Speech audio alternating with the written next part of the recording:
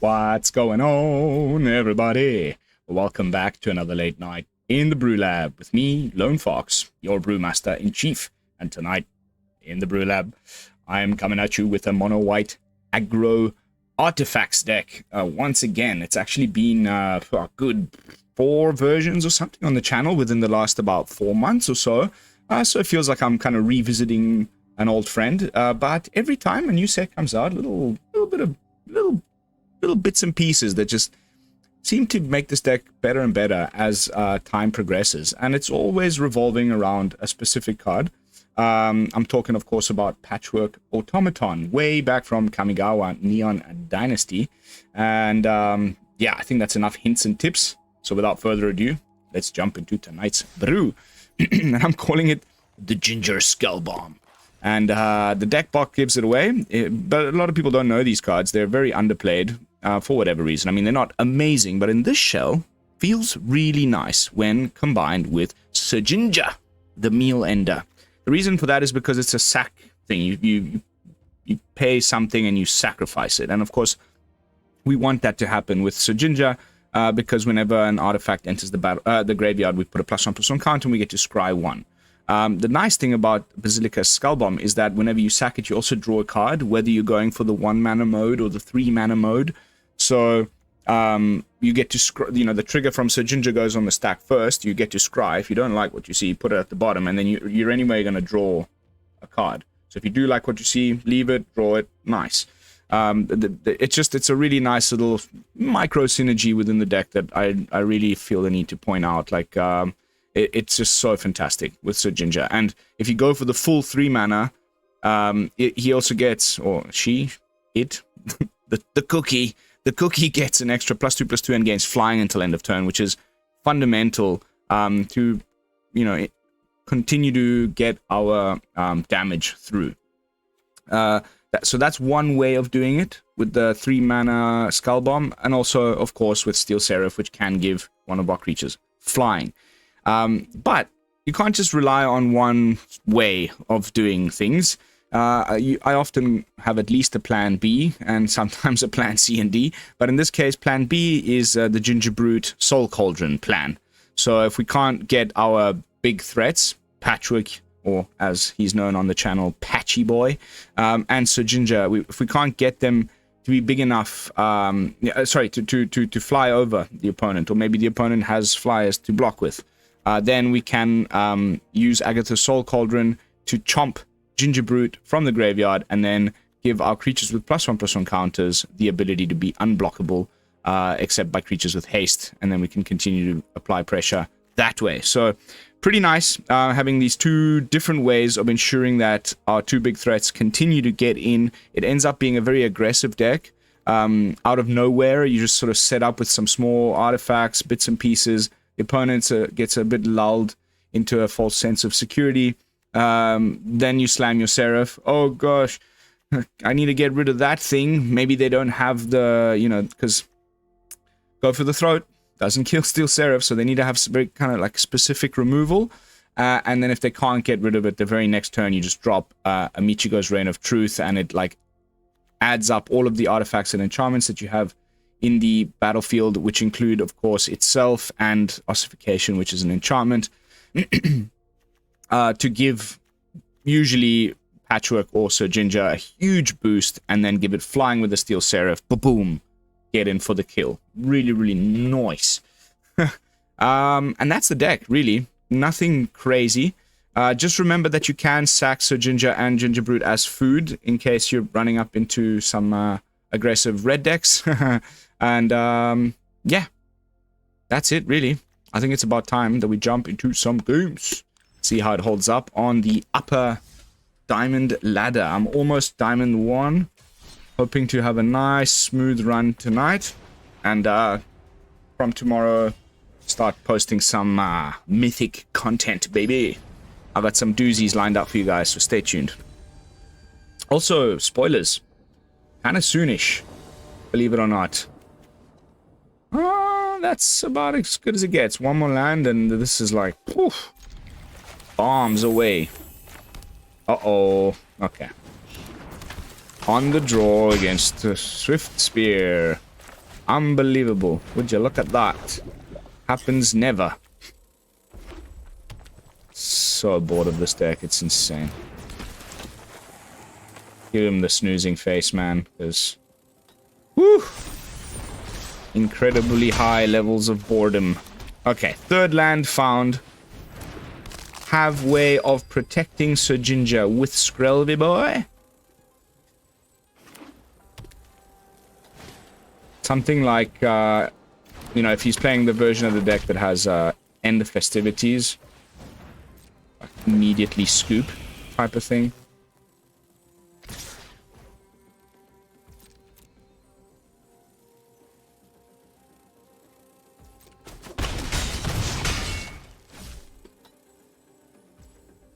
Okay.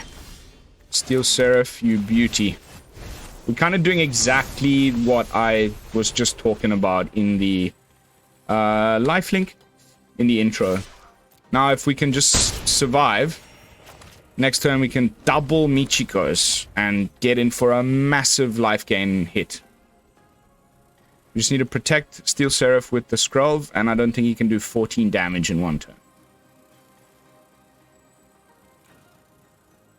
He could have 2 removal spells, you know, if he goes for the Skrelv with one thing, and then... I think I'm still gonna block something here. Actually, no. Because it's the... Yeah, okay.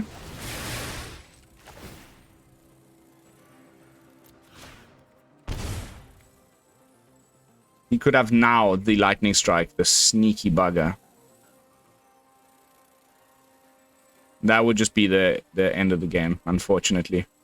So sneaky. Super well played. Okay. Okay, back up Seraph.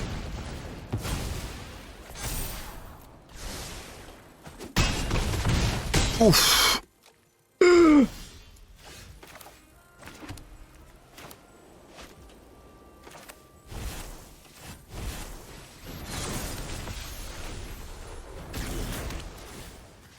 We have to go for the swing, unfortunately, because otherwise we just die anyway, you know? And I don't really want to block with Sir Ginger. As long as he's run out of dang removal spells.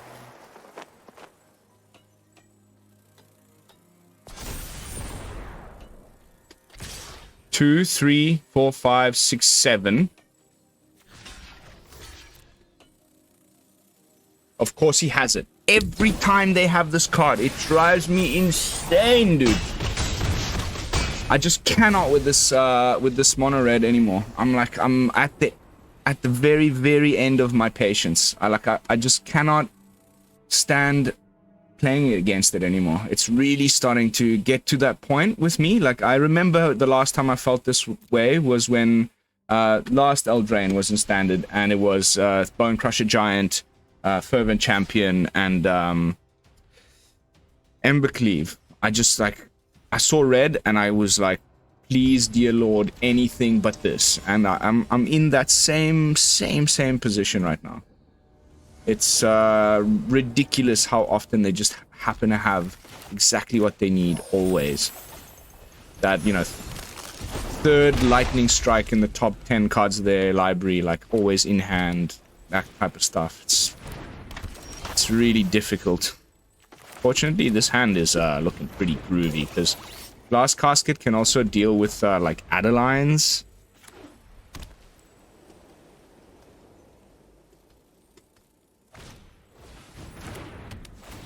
Okay.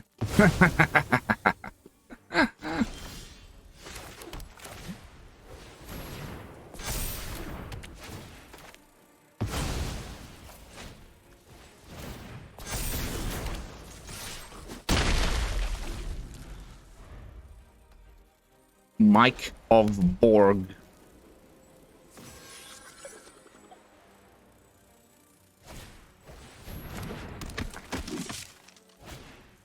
Yep. Even better.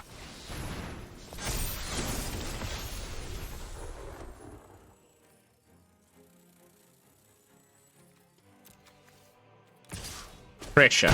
Let's go for the pressure. And if he follows up with a Brutal Cathar, then we're just... Oh my god. People who Brutal Cathar, like prototype creatures, you never learn, do you?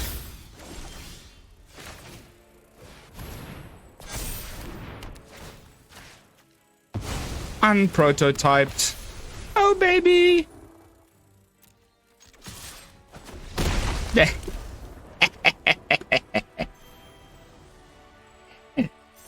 Oh, I love it. Gotta love it. Man, that I'm still that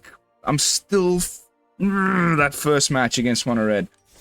And the Monstrous Rage card, it's now become like that new, you know, when you're wondering what they're keeping as that one last card in their hand, and it always used to just be Play with Fire. And now, like, you can rest assured that it's gonna be that Monstrous Rage, and out of nowhere just add like another freaking, I don't know how much more damage to the attack for 1 mana. Oh, it's so broken. Okay. Let the salt wash over you. Ooh, no more talking about Mono Red. This just had like one of the, you know, either Sir Ginger or something, then I would have kept it, but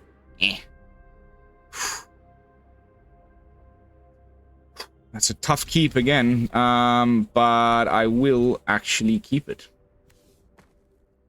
And I'll put the Seraph away for now.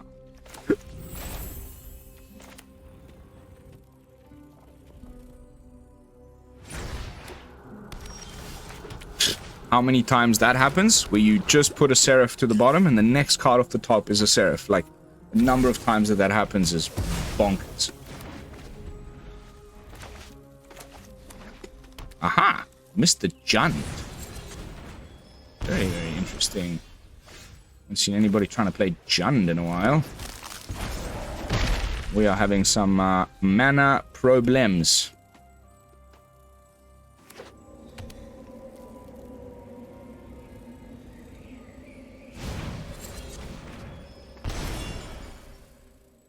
Alright.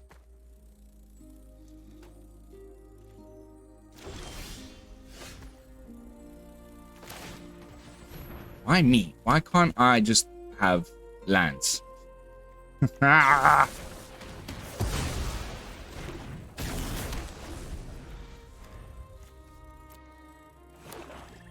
Children. Huh? If I don't draw a land, I'm gonna scoop. Next.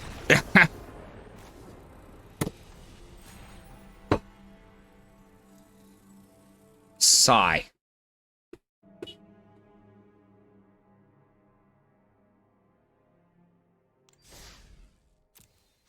On to the next one. Come on, come on. Come on, baby. No Streamer's Curse. I need some luck here.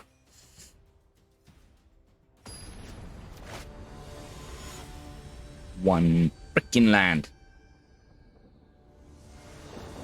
Mulliganed into it. Oh my dear lord. Oh, thank goodness. Sorry, Skullbomb, but not today.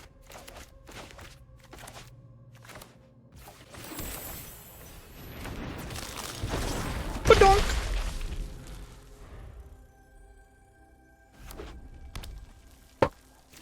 Oh, why me? Why me?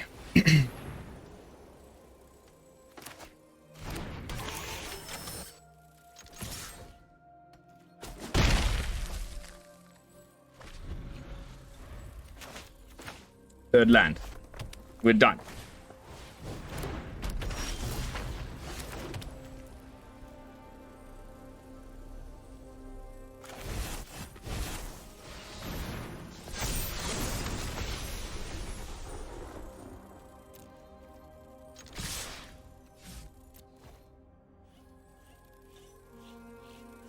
Any bit of life you can gain again. Why wouldn't you block? Okay, man. Epic. Thanks for the free 2 points of damage. I'll take it. Heart here can only... Unless he's got a dragon in hand. No, you can't go for Patchwork. You have to go for Gingerbrute. Now, if we top deck a Cauldron, life is good. Okay. This is also very nice. Because of the vigilance as well.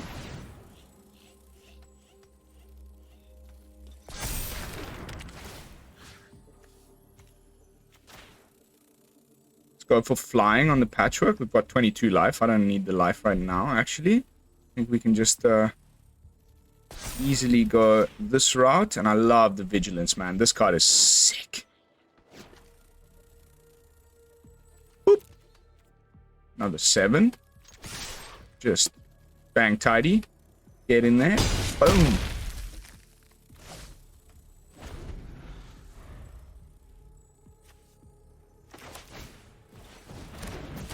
So just full on prowess of some sort. You're welcome to flip that. A second, another land off the top. We can double drop. That would just be amazing. Because I have a, you know, I'm a believer in the fact that he's about to flip this talk here with the inevitable monstrous rage.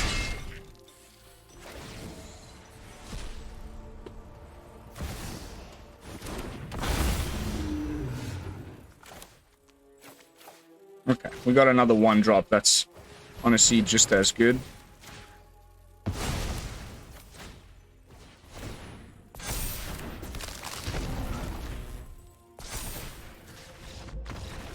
Exactly 9. Smack bang on the dot. Woohoo! Oh, that felt so good. Beat Mr. Swift Spear Monstrous Rage. In any, be it Izzet or not, you're still playing two of my most hated cards right now. Not hated, just bored. Absolutely bored. Okay. I was just checking our time. Still looking great. Just pity about that one match with the one land. Or, you know, even though we drew like 3 or 4 more there, still wasn't able to find a second land. Had to concede that one, but everything else just felt pretty okay. Like, that mono red guy played well, honestly. That time when he, like, forced out the activation on Skrelv. Such a pity. I had to go for the attempt to try to save the Seraph. But then that even caused me another 2 life because I paid the Phyrexian cost for Skrelv's activation, and Anyway. Oh, that's about as fantastic as it gets. Skrelv into Patchwork, and we're off to the races. Oh my god, again! Bro! Ah ha ha!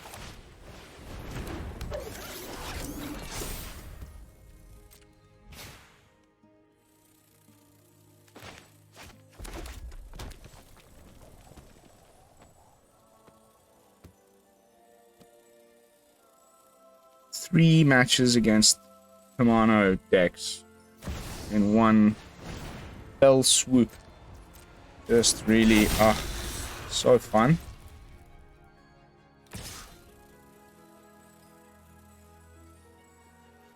Yes, you attack. Usually that's what happens with mono red player. Yes, you're safe to attack, dude. Everything is groovy.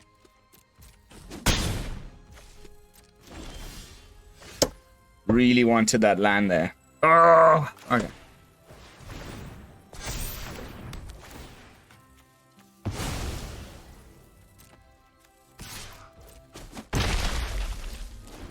Please, third land, don't do this to me. We need to gain that life. We got 2 Seraphs in hand. This game will just go completely our way if we can just top deck a 3rd land. Freaking squee. 3rd land. Yeah, baby. That's what I'm talking about.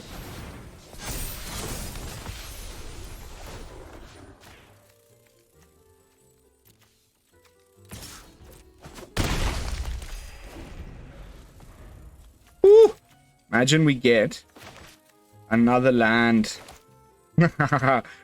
Maybe I should add more lands to the deck. What do you think? Anyway, we can go Gingerbrute, Michikos.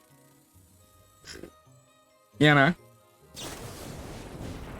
Idiot. You poor, poor idiot. See, sometimes you find those mono-red players that don't know what's cracking. And then life's good.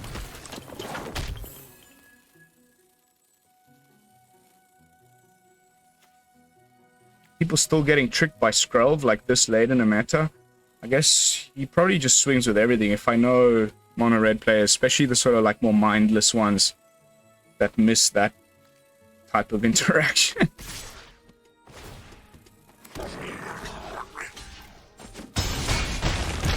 And now, my friend, you are super rude. This is going to be huge.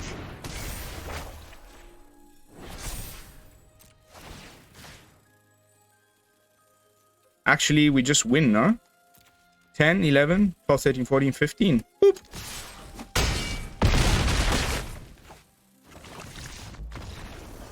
Bye. Just need to get to that third land. Then Steel Seraph just wipes the board with mono red.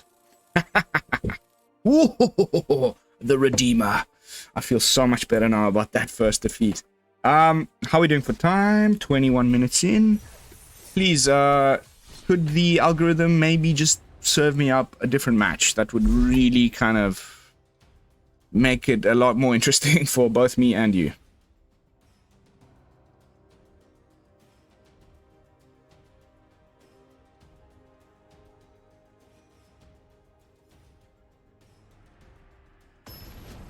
Of course, I'm trying to also save a little bit of time for some stats at the end. Like, they've been pretty good so far.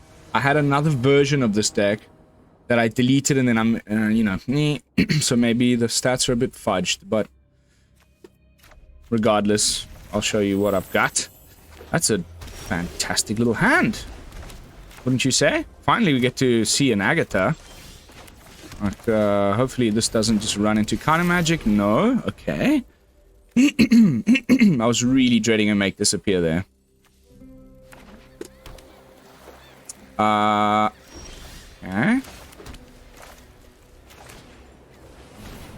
Luckily, these are cast triggers.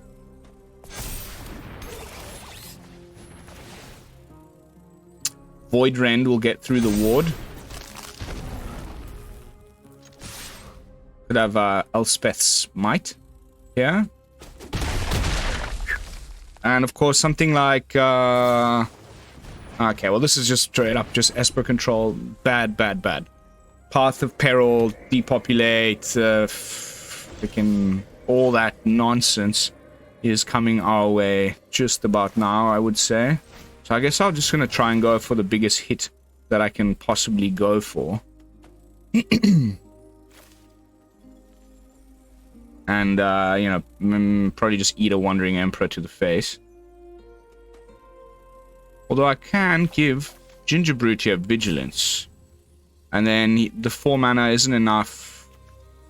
I guess you can flash in the Emperor and... Okay. Interesting. I guess he has the damn Sunfall, right? Oof, that was going to be another... We would have taken him down to 4 there. It's like... Do you have Sunfall? If you do, we lose. Holy crap, I'm sick of that card, man. Whoo!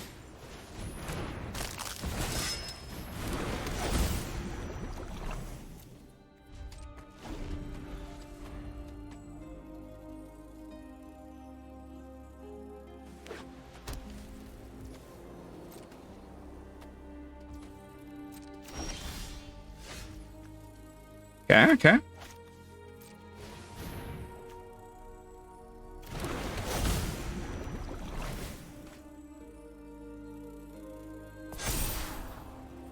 Don't think we're gonna need that.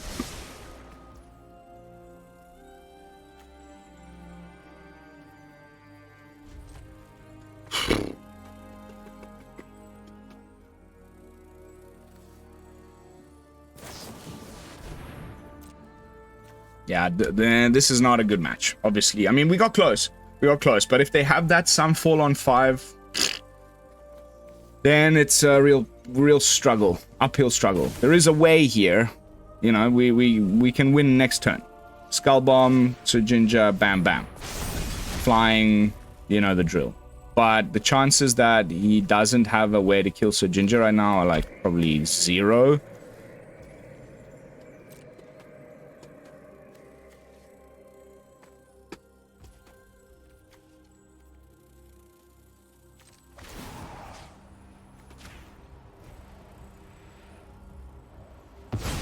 Hoping to like bait him out to do that.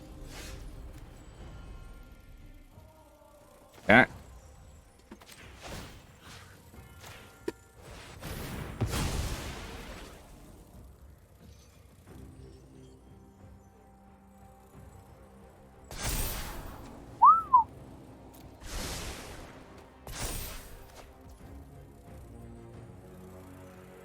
mean, come on, he's got Wandering Emperor, right? Hey, it's worth a try. I mean, it's either that or we lose, so... Yeah. Why? Brock, I honestly just cannot with this card anymore. The good thing is, it gets hexproof, so... I am the Emperor of Kamigawa. I don't think he thought that one over. Protect my people.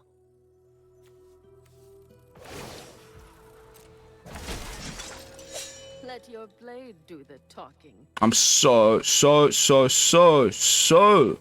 over this card. You people don't really understand how sick I am of it. But when that happens, and honestly, I must admit I'd forgotten about that. And then the moment it hit the battlefield, I was like, oh yeah, you just screwed yourself.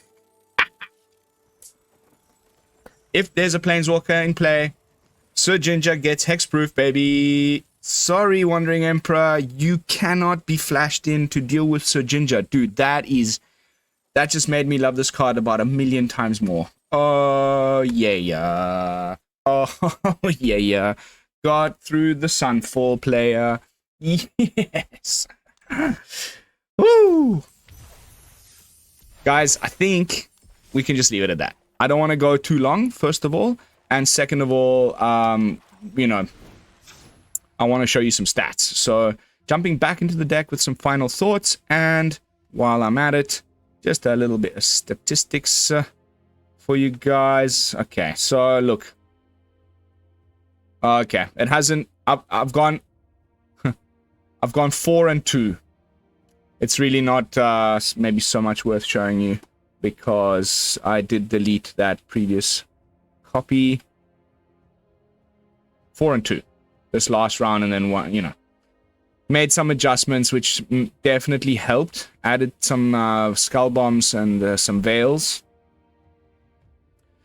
Latest version is the one that I've been liking the most, but the previous one I was doing a little bit better with. However, I will still make this one visible. You'll just have to take my word for it. It's definitely worthwhile and not a huge investment. I think, you know, if any of you have been cracking packs since Eldraine came out, there's a high probability that you have some Agathas, some Sir Gingers. The rest is just like old rares or uncommons and commons.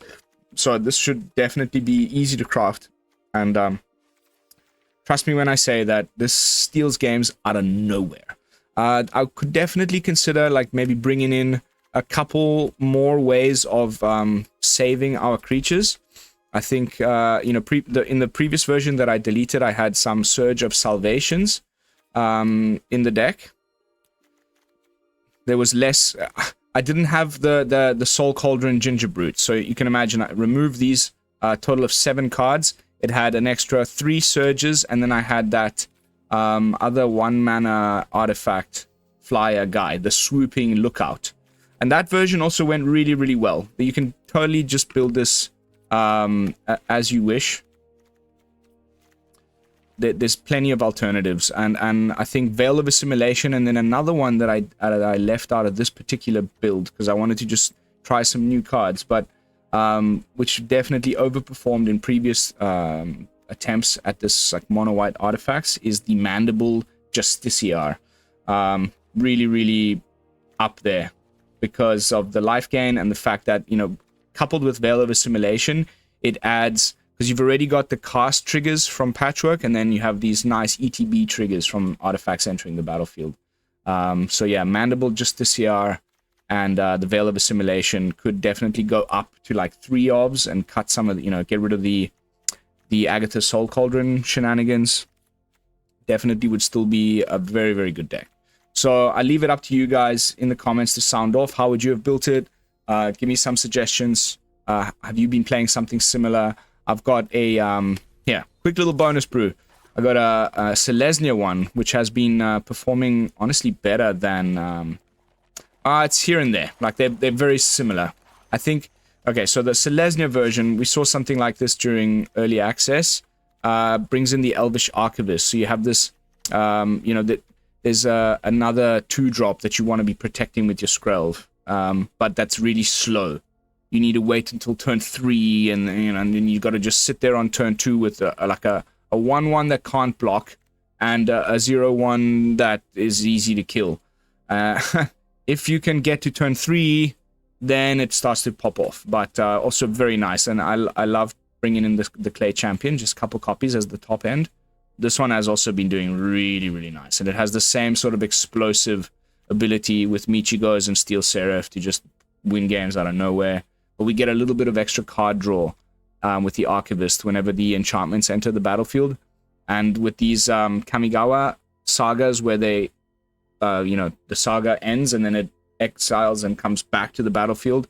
So it's also an enchantment creature, the Portrait, and that'll trigger the Archivist as well. We'll probably do a full video on this one shortly, so stay tuned. But yeah, guys, that is going to be it for this video. I hope you all enjoyed it. Thank you so much for watching. As always, don't forget to like, comment, and subscribe. And of course, if you could share the video around to all your friends, that would really, really help. We're climbing steady. Slow and steady wins the race. But I will be seeing you all in the next one with another fresh brew. And until then, this is Lone Fox from the BrewLab, signing out. Peace, y'all.